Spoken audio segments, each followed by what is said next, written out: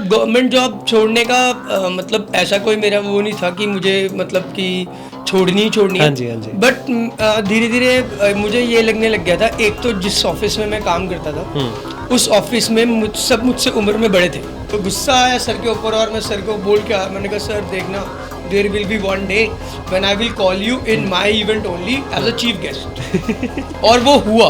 Okay. After 5 years हाँ। Chief general manager of NHAI mister Devraj, हाँ। मैंने उनको अपने एक इवेंट पे बुलाया जहाँ पे मोर देन 200 कपल्स मुझसे सालसा सीखने आए हुए थे। तो बहुत सारे सिंगर्स ऐसे होते हैं लाइक कि उन लोगों ने वैसे ही यहाँ पे प्रॉपर्टीज लेके छोड़ी हुई है। प्रॉपर्टी के मामले बहुत अच्छा माहौल है ना, कि प्रॉपर्टीज लेके छोड़ी है यार, कि और कुछ ना सही कभी यारों दोस्तों के साथ वेकेशन ही करनी हो तो अपना एक घर होना चाहिए चंडीगढ़ जैसी सिटी में। सही बात है। तो कहीं ना कहीं आपको पता है फॉरेनर्स भी हमारी हाँ जी, हाँ जी। चंडीगढ़ घूमने आते हैं। सही बात। बट ये स्क्रिप्टेड नहीं होता कि लड़ाई कर ली वो नकली है, वो असली होती है, टास्क कर रहे वो नकली है, वो सब ओरिजिनल है। वो ओरिजिनल है। वो ओरिजिनल। अब कभी कभी हमने देखा है कि हमें लगता है कि दो लोग आपस में सेट के ऊपर लड़ कैसे सकते हैं, तो वो असली की लड़ाई होती है, वो स्क्रिप्टेड नहीं होती। हाँ लेकिन जी, हाँ होता क्या है, they create a condition, they create a situation ऐसे बनाते कि वो हैं। फाइट करें। समझ गया।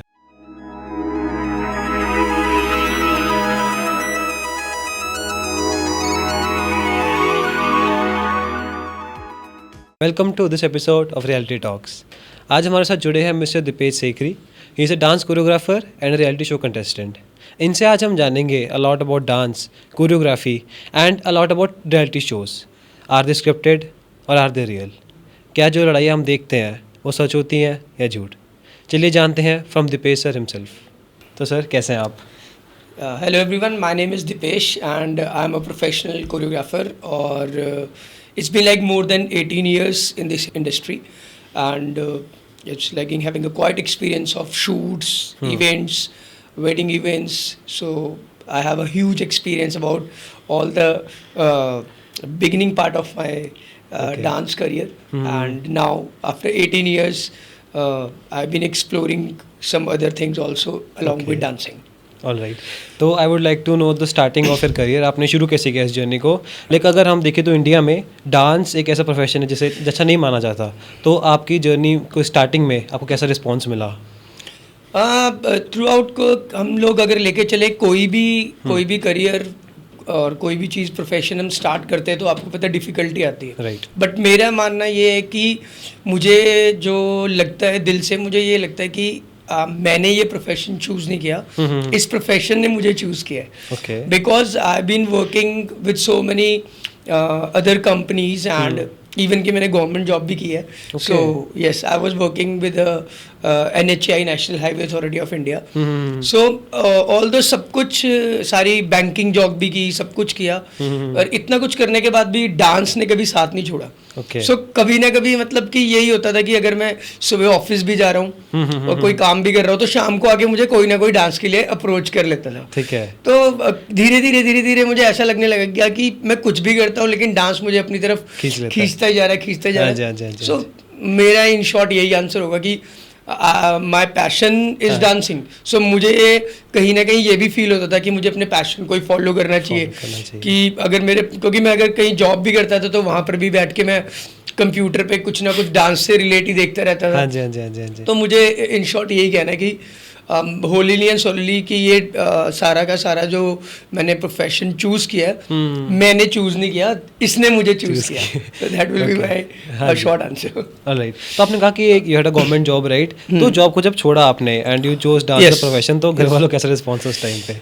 गवर्नमेंट जॉब छोड़ने का मतलब ऐसा कोई मेरा वो नहीं था कि मुझे मतलब कि छोड़नी ही छोड़नी है। हाँ जी, हाँ जी। बट धीरे धीरे मुझे ये लगने लग गया था, एक तो जिस ऑफिस में मैं काम करता था उस ऑफिस में सब मुझसे उम्र में बड़े थे।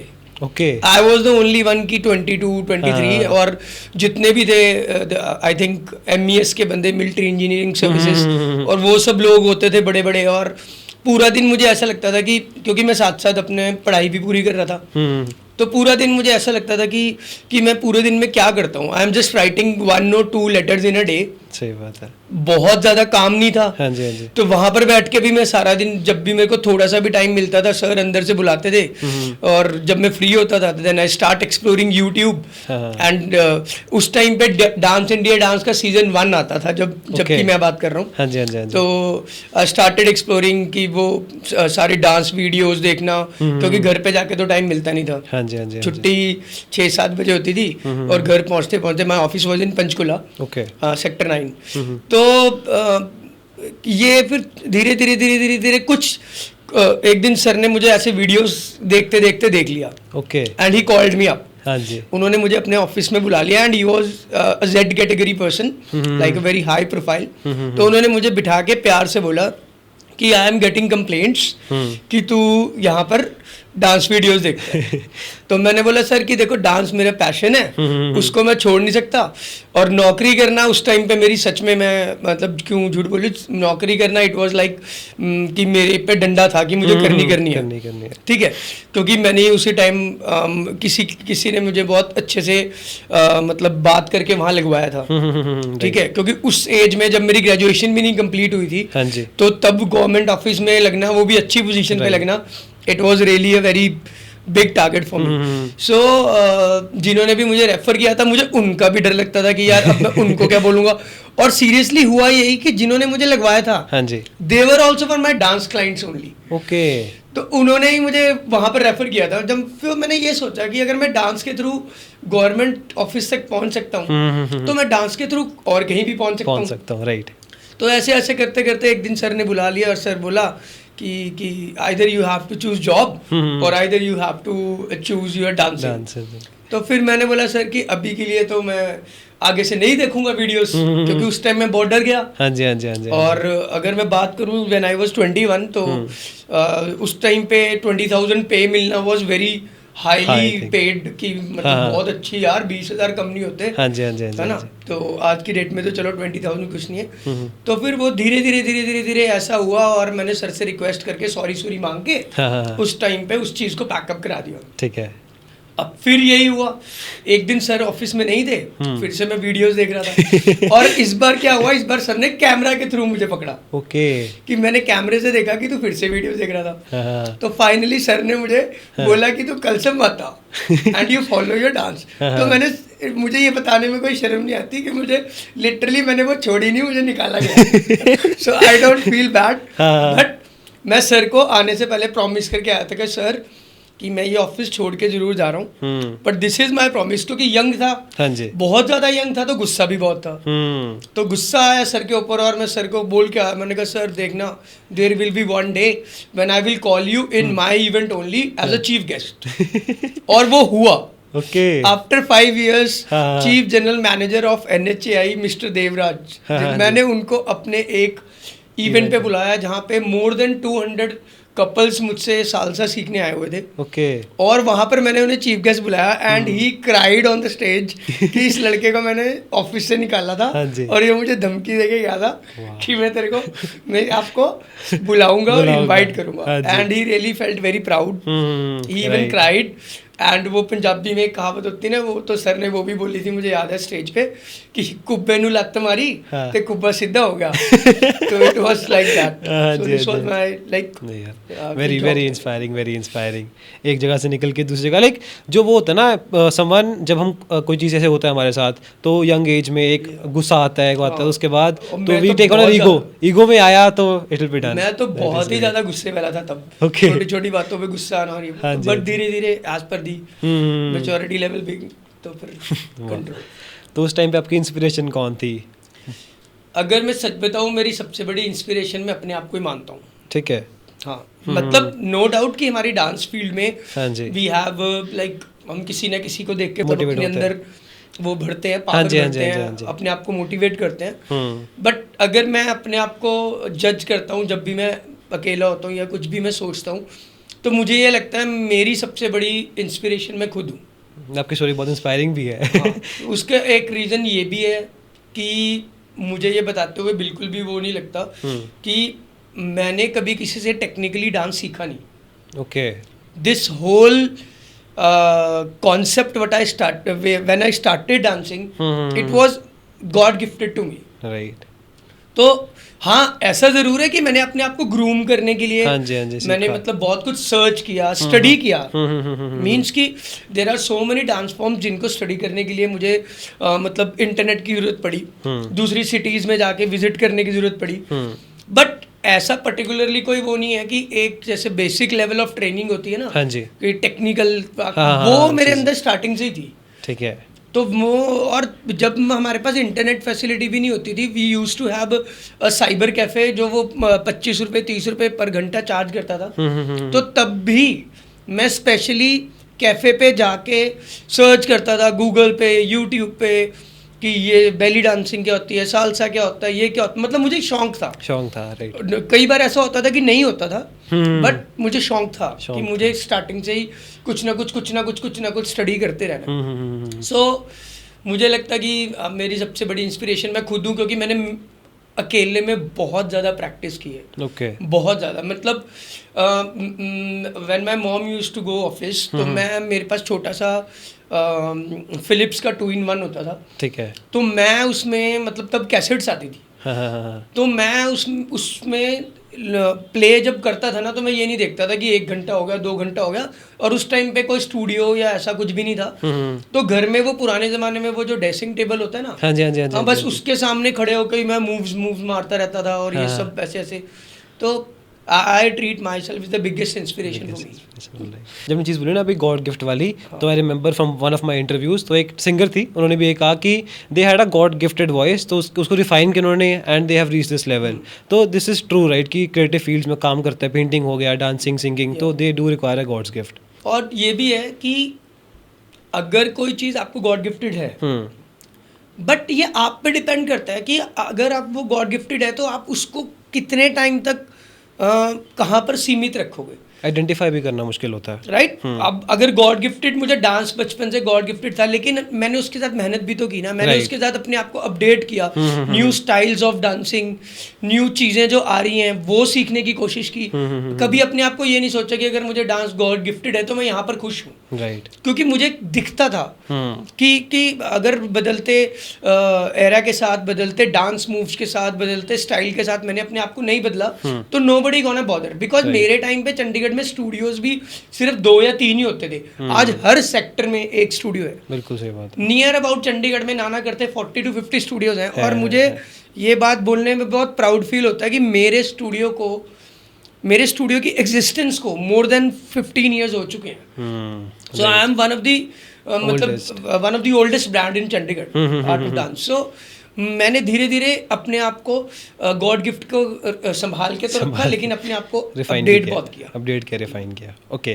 तो coming to some more serious question, तो एक क्रिएटिव फील्ड जैसे आई सेड की सिंगिंग, डांसिंग या पेंटिंग, उससे एक स्टेबल इनकम जनरेट कर सकता है इंसान इन द स्टार्टिंग. लाइक अगर आप इंडस्ट्री में हो 10 साल से 15 साल से, तो आप कर दोगे, it's not a big thing. But starting में in this initial phase, like first year, second year, उसमें कर सकता है इंसान अच्छी इनकम जनरेट. इसके लिए सबसे करेक्ट कहना यही होगा कि स्टेबल इनकम, आप चाहे डांस की बात करें, आप चाहे किसी भी फील्ड की बात करें, rather than if you are not working as a salaried person, right, when you have taken a decision to become a businessman, right, your risk start there only. सही बात है.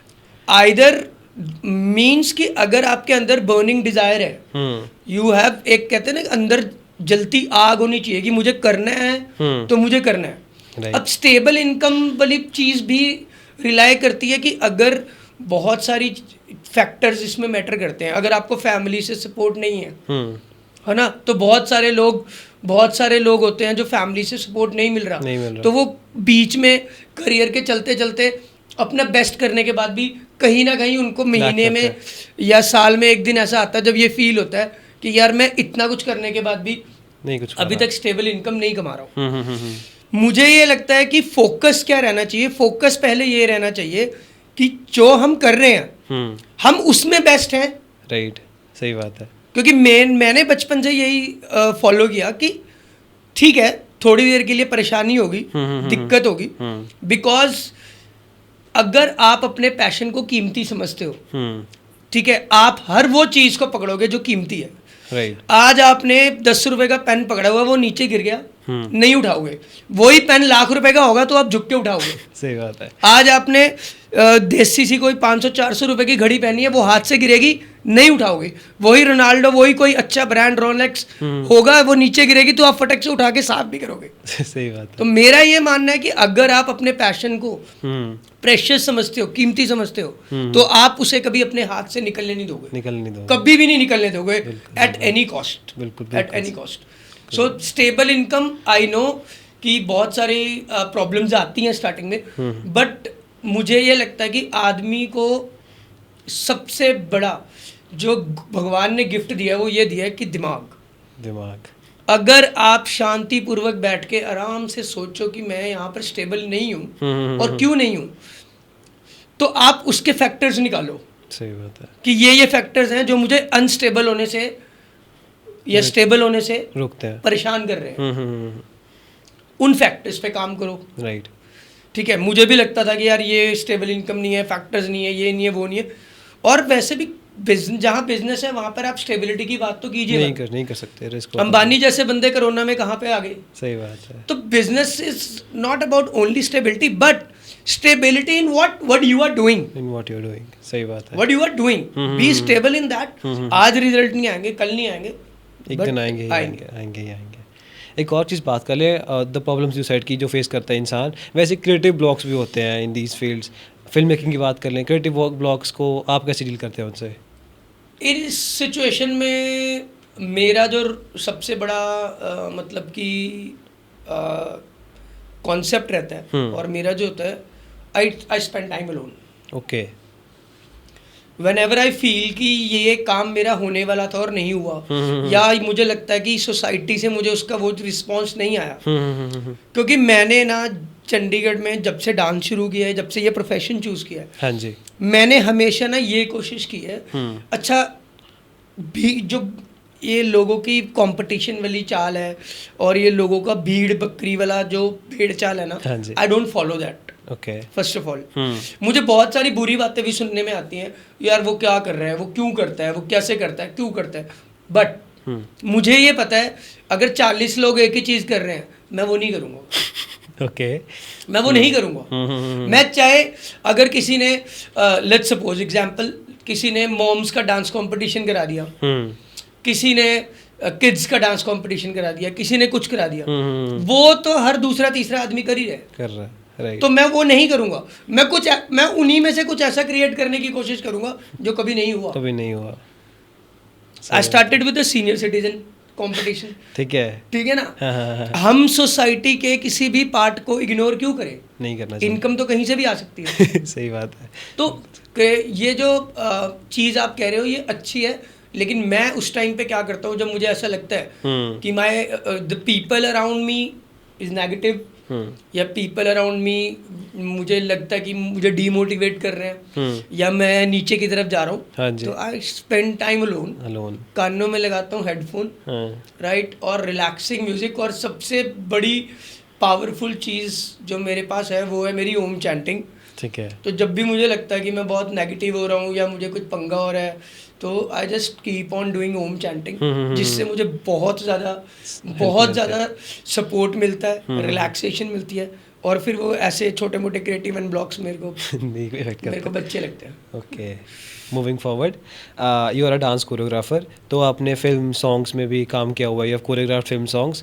तो हम अगर कोई फिल्म देखते हैं तो उसमें अलग अलग डांस सॉन्ग्स होते हैं, तो mostly people ignore those parts, ठीक है, लेकिन जिनके पीछे मेहनत लगती है दैट इज़ वेरी मच। तो आप कुछ स्टोरी बताना चाहें अबाउट दिस दैट मेहनत जो आपने की है इन दोज फिल्म, कोई ऐसा इंसिडेंट हुआ आपके साथ जब बताना चाहें? ऑल्दो एक छोटे से गाने के पीछे, या कोई चाहे फिल्म हो चाहे पंजाबी सॉन्ग हो, कुछ भी हो, बहुत सारी मैन पावर है, राइट। ठीक है, स्पॉट दादा से लेके, म्यूजिक दादा से लेके, और कैमरामैन, ये वो सब, डीओपी से लेके, देयर इज कितने लोगों की पावर लगती है, राइट, एक सॉन्ग को क्रिएट करने के लिए। तो मुझे ये लगता है कि जो टेक्निकल वे में, अगर हम टेक्निकल वे में बात करेंगे तो there are so many factors to take in, जिनको लेना पड़ेगा, राइट। लेकिन अगर हम नॉर्मली बात करें तो आपने देखा होगा कि फिल्म जब स्टार्ट होती है कोई भी बड़ी फिल्म, कोई भी अच्छा गाना, कुछ भी होता है, हाँ जी, तो वहाँ पे डायरेक्टर का नाम आता पहले है। आता है, हाँ जी, हाँ जी, हाँ जी, हाँ राइट? क्यों आता है डायरेक्टर का नाम? Because director is one of the person जो ये डिसाइड करता है कि मेरी टीम में कौन कौन काम करेगा, जी। ओके, हाँ राइट? वंस डायरेक्टर से कि मुझे ये बंदा चाहिए, हाँ, तो वो बंदा चाहिए। चाहिए। वन डायरेक्टर से कि मेरे को ये बंदा नहीं चाहिए, नहीं चाहिए। सो मेरा कहने का मतलब ये नहीं है, पर मुझे ये लगता है कि सॉन्ग हो चाहे मूवी हो, कुछ भी हो, हम्म, इट्स अ वेरी वेरी, मतलब बहुत ज़्यादा हार्ड वर्क लगता है। बिकॉज जब हम कोई सॉन्ग कोरियोग्राफ कर रहे होते हैं, कुछ कर रहे होते हैं, हमें पता है कि कई बारी एक शॉट को देने में ही, ठीक है, 2-2 1.5 घंटे भी लग जाते हैं अगर डायरेक्टर ये ना बोले इट्स परफेक्ट। सही सो बात है। आई रियली फील कि सबका हार्ड वर्क होता है, हम किसी को भी इग्नोर नहीं कर सकते। एक स्पॉट दादा से लेके इवन की लाइटमैन से लेके, ठीक है, कुछ भी ज़रूरत पड़ती है, और दे आर लाइक कि सेट पे हमेशा on, they are working hard. So every team member behind the scene हो चाहे फ्रंट द स्क्रीन हो, every member is important while we make the song. बिल्कुल सही बात है। मूविंग फॉरवर्ड, हम पंजाबी इंडस्ट्री की बात करें तो आई हैव सीन की जो पंजाबी म्यूजिक इंडस्ट्री है that is based mainly in Mohali Chandigarh. Yes, जो भी गाने बनते हैं, जो भी मूवीज़ बनती हैं, वो मोहाली चंडीगढ़ में बनती हैं, तो ऐसा क्यों है?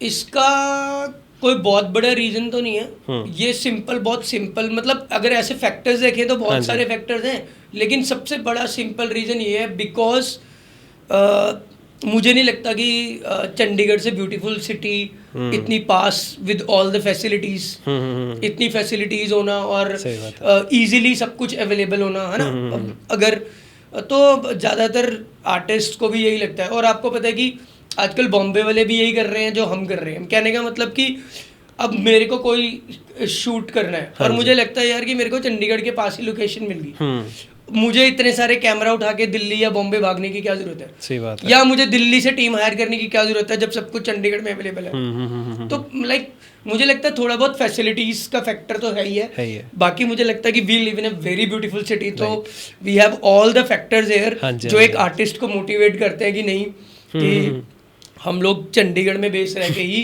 काम कर सकते हैं। बिकॉज कहीं ना कहीं आपको पता है जब भी शूट्स होती हैं, चाहे वो सॉन्ग्स की हों, मूवीज की हों, तो जो कॉस्ट है वो मेन फैक्टर रहता है। बिल्कुल सही बात है ना? तो एवरी प्रोड्यूसर वांट्स की कम खर्चा हो, एवरी प्रोड्यूसर वांट की मतलब फैसिलिटीज इजी अवेलेबल हो। हाँ जी। और इसके अलावा मुझे लगता है कि यहाँ पंजाबीज बहुत है, तो कम्युनिकेट करना बहुत इजी हो जाता है। सही फिर आपको पता है कि हमारे यहाँ पर one of the best university है Punjab university, which give hypes to everything। सही बात है ना? तो अब आपने देखा होगा बॉम्बे में कई बार कोई सिंगर ऐसे वॉक करके भी जा रहा होता है तो nobody bothers इतना ज़्यादा जितना यहाँ पर करते हैं। नहीं करते हैं, सही बात है।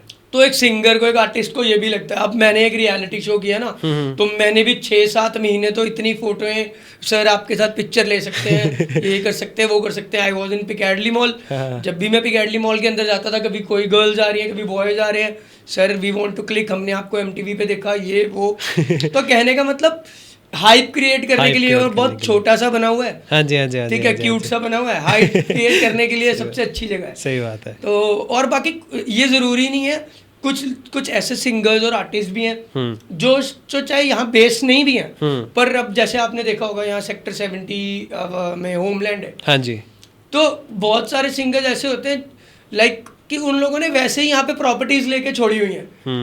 प्रॉपर्टी के मामले बहुत अच्छा माहौल है ना, कि प्रॉपर्टीज लेके छोड़ी है यार, कि और कुछ ना सही, कभी यारों दोस्तों के साथ वेकेशन ही करनी हो तो अपना एक घर होना चाहिए चंडीगढ़ जैसी सिटी में। सही बात है। तो कहीं ना कहीं आपको पता है फॉरेनर्स भी हमारी चंडीगढ़ घूमने आते हैं। सही बात। So there are so many factors. Okay, आपने रियलिटी शो का नाम लिया MTV love school, you are a contestant, you are in the top 4 contestants, तो how was the experience? Reality show का ये था कि पहली बात तो डिसाइडेड ही नहीं था ओके कि मैं करूँगा। ठीक है मतलब बहुत फाइट वाला सीन था कि करना है किया। और at that time I was working in some school. ठीक है। हाँ, I was working with Saint Joseph sector 44, मुझे अच्छे से याद है। तो मैं वहाँ जॉब कर रहा था तब, और मेरे लिए इट वाज वेरी हार्ड कि उन्होंने मुझे जब मैंने ऑडिशन दिए, हम्म ऑडिशन के बाद मुझे इमीडिएटली जब कॉल आया और बोला that you have to take 65 days off off, 65 days. And I was literally shocked. Hmm मैंने कहा यार 65 days हाँ. मींस 65 days में तो मेरे बिजनेस का पूरा मतलब हिल सब जाएगा. चौपट हो जाएगा. स्ट्रक्चर हिल जाएगा. एंड क्योंकि स्कूल के बाद मैं अपना स्टूडियो भी रन करता था, राइट. तो मैं गया प्रिंसिपल मैम के पास, I just given the application. उस टाइम पे तो यही चलता था हाँ जी हाँ जी हाँ कि जी. छुट्टी के लिए. तो हाँ. मैम ने देखा, मैम कहते कि सर 10-12 दिन की बात होती हाँ. तो ठीक था, ये तो आप सीधे ही 2 महीने. 2 महीने की छुट्टी मांग रहे हो. हाँ जी हाँ जी. तो मैंने बोला ma'am at least let me go for the first round. Hmm अब मुझे कौन सा पता था कि मैं सिलेक्ट होऊंगा या नहीं होऊंगा. हाँ जी हाँ जी हाँ जी. It was uncertain for me. हाँ हाँ हाँ. तो सडनली आई गॉन देयर और खुद से ही नहीं पता लगा. हम्म पहले टॉप 100, फिर टॉप 50, Okay. फिर टॉप 10, हाँ, फिर हाँ. टॉप 5, फिर टॉप 4. तो बहुत जल्दी जल्दी हुआ सब कुछ. हाँ जी. बस ये था कि क्या कहते हैं, उस टाइम पे मुझे ये याद है कि मेरे बिजनेस लॉस बहुत हुआ था, जो कि मैं ट्रूली बताना चाहता हूँ हाँ जी हाँ जी. कि when I was on a reality show बहुत बिजनेस लॉस हुआ था मेरा. ओके. हाँ, मैंने बहुत कुछ सेक्रीफाइस किया. मेरे पास बहुत सारे कॉलेजेस की कोरियोग्राफीज और बहुत कुछ आया हुआ था. Okay. बट मुझे कहीं ना कहीं ये था कि अगर मैं कुछ सेक्रीफाइस कर रहा हूँ तो कुछ कहीं ना मिल कहीं भी मुझे रहा है. कुछ मिल भी कुछ रहा है. गेन भी हो रहा है. हाँ जी हाँ जी हाँ जी. ओवरऑल एक्सपीरियंस की बात करूँ तो एक्सपीरियंस वाज रियली कमेंडेबल. अच्छा था. बहुत सारे फिजिकल टास्क किए, बहुत चोटें लगी और बहुत दिन तक तो निशान भी बॉडी पे रहे. हाँ हाँ हाँ. फिजिकल टास्क कराते थे और कई बार तो स्लीप भी पूरी नहीं होती थी. रात को 3-3 बजे तक उठना पड़ता था और सुबह 5 बजे 6 बजे 2 घंटे सो के बोल देते कि हमें ये वाला अर्ली मॉर्निंग शॉट चाहिए. सो ओवरऑल एक्सपीरियंस में. और हाँ, लेकिन ये ज़रूर था कि शो से आने के बाद मेरे बहुत सारे फोबियाज खत्म हुए. ओके. लाइक मुझे हाइट से फोबिया था. हाँ हाँ हाँ. मुझे वाटर से फोबिया था. हाँ. जो हाइड्रोफोबिया था. तो वो सारे फोबियाज मेरे काफ़ी मैंने अपने रिमूव किए. रिमूव किए.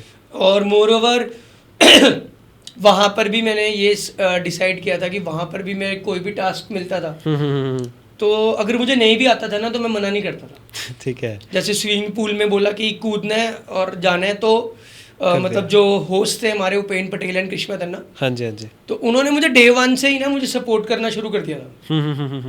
क्योंकि उन्हें एक तो ये लगता था और ऊपर से वहाँ जाकर मुझे एक और बात फील हुई थी कि जितने भी कंटेस्टेंट जो टॉप 10 में थे they were all taller than me. Okay. सब अच्छे बॉडी बिल्डिंग वाले लड़के. हाँ. और मेरी तो एथलेटिक बॉडी. अब सब वहाँ पे कोई शर्टलेस हो जाए, हाँ. कोई सैंडोज ये वो. अब मुझे आती थी शर्म. मैंने कहा यार मैं तो पतला सा हूँ, मैं तो नहीं करूँगा. बट मुझे अपने ऊपर ये कॉन्फिडेंस रहता था कि मुझे अपनी लुक से ज़्यादा अपने काम को देखना है. काम को देखना. मुझे नहीं मैटर करता कि अगर मेरी इतनी अच्छी बॉडी नहीं है, मुझे नहीं मैटर करता कि मैं उनके जैसा हैंडसम नहीं दिख रहा हूँ. बट मुझे ये होता था कि मुझे एक टास्क करना है और अपना बेस्ट देना है. और यही हुआ. मैं मोस्टली अगर हमने 30 to 40 टास्क किए, हाँ जी, तो उसमें से आराम से मैं कह सकता हूँ 80% टास्क में मेरी परफॉर्मेंस सबसे बेस्ट थी. एज पर दी एथलेटिक बॉडी, या आप बोल सकते हो मैं इतना डांस और फिटनेस करता हूँ. हाँ जी हाँ जी हाँ जी. तो मुझे मैं खुद ही कभी पहाड़ पे नहीं चढ़ा. वहाँ पर उन्होंने बोल दिया पहाड़ पे चढ़ जाओ. हाँ, तो ऐसे ऐसे बहुत सारे टास्क थे. तो overall experience was very good. वहाँ पे रह के और वहाँ से आने के बाद थोड़ा टाइम बहुत अच्छा मज़े वाली सेलिब्रिटी वाली फील ली. और उसके बाद मैंने मतलब कि ये नहीं है कि मैंने जितना लॉस किया था मैंने वापस आने के बाद बहुत गेन भी किया. बिकॉज मेरे नाम के साथ MTV का लोगो विद फेम आर्टिस्ट लगता था. और मैंने बहुत सारे फैशन शोज जज किए वापस आने के बाद, because people used to call me for judging. तो मैंने 100%, क्योंकि मैं बिजनेस माइंड था, तो मैंने 100% टारगेट लिया था कि दीपेश तूने जितना 3 महीने में अपना बिजनेस लॉस किया है उतने कमाने हैं, तू इसी से कमाएगा. तो मैंने अपने आप को MTV का लोगो लगा के और मतलब इतना ज़्यादा अपने वो फैशन शोज और ये इतने अच्छे शोज मैंने जज किए and highly paid. That is great. So it was a good experience. दोबारा भी कोशिश है कि कुछ ना कुछ करने की. बट इससे मुझे ये ज़रूर लेसन मिला कि रियलिटी शो में भी आपको एक बैकअप सपोर्ट चाहिए। बैकअप सपोर्ट चाहिए। अगर मैंने वो बिजनेस लॉस किया हम्म, तो मतलब तब भी एक बैकअप सपोर्ट चाहिए था, चाहिए। तभी मैं कर पाऊँ। सही बात है। तो अभी रियलिटी शोज़ की और बात कर ले, अभी आजकल बिग बॉस आ रहा है एंड ऑल दैट, तो ये शोज़ कहीं ना कहीं स्क्रिप्टेड लगते हैं हमें देखने में, सम पार्ट्स में होता है, तो do you think that they are scripted in some way? अच्छा, अब स्क्रिप्टेड की बात करूँ तो किसी भी चीज़ को लोगों के आगे लाने के लिए ऑर्गेनाइज्ड वे में लाना पड़ता हाँ, और वो तो सही बात है, है, राइट? बिल्कुल मतलब सही कि बात है। अगर लेट्स सपोज हम भी बात कर रहे हैं, है ना, तो अब हम लोगों का इंटरव्यू भी जब लोगों के आगे आएगा तो उसमें थोड़ा बहुत एडिटिंग होगा, और ये राइट सब। Right right. तो स्क्रिप्टेड कहने का मतलब ये तो स्क्रिप्टेड होता है हम्म कि क्या क्या होगा, हम्म, कब कब होगा, हाँ जी। कैसे होगा। हम्म, बट ये स्क्रिप्टेड नहीं होता कि लड़ाई कर ली वो नकली है, वो असली होती है, टास्क कर रहे वो नकली है, वो सब ओरिजिनल है, वो ओरिजिनल है। वो ओरिजिनल। अब कभी कभी हमने देखा है कि हमें लगता है कि दो लोग आपस में सेट के ऊपर लड़ कैसे सकते हैं, हम्म, तो वो असली की लड़ाई होती है, वो स्क्रिप्टेड नहीं होती। हाँ लेकिन जी, हाँ होता जी। क्या है, they create a condition, hmm, they create a situation ऐसे बनाते कि वो हैं, फाइट right. करें। समझ गया। लेट्स सपोज अब मैं रियलिटी शो पे हूँ, हम्म तो किसी लड़के ने हम्म अपने इंटरव्यू में हम्म अलग रूम में मेरे बारे में कुछ गलत बोला, हाँ जी। लेकिन मुझे तो नहीं पता ना उसने क्या बोला, नहीं वो पता। बट पूरी जनता के सामने जब जजमेंट नाइट हुई, वो जो गलत बोला गया वो स्क्रीन पे चला दिया गया, तो उससे मुझे आया गुस्सा, आएगा गुस्सा। तो मैं रिएक्ट करूंगा। हाँ जी, हाँ जी, अब हाँ वो रिएक्शन वो रिकॉर्ड करते हैं।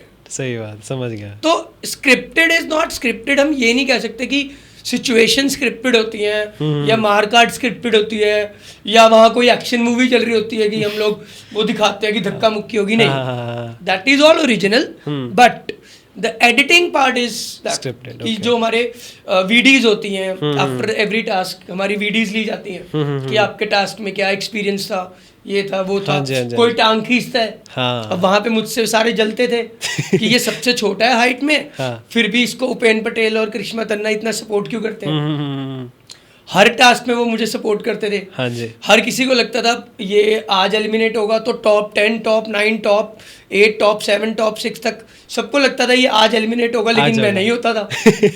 तो डिपेंडिंग, कहने का मतलब ये है कि not scripted, I can not say it's scripted but it's edited, Edited. और इट्स की वो सारा जो उन्होंने situation बनाते जस्ट टू हैं। गेन द टीआरपी, सही बात है। बिकॉज शो अगर उन्होंने चलाना तो उनको टीआरपी तो चाहिए। चाहिए ही चाहिए।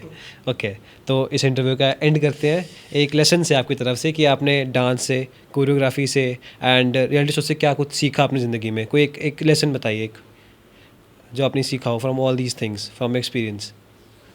मैंने सबसे पहले तो लाइफ में अगर मैं डांस को अपना पैशन लेके चलता हूँ तो मैंने सबसे बड़ी बात यही सीखी है कि कहीं पे भी आप परेशान हो, आप दुखी हो, हाँ जी।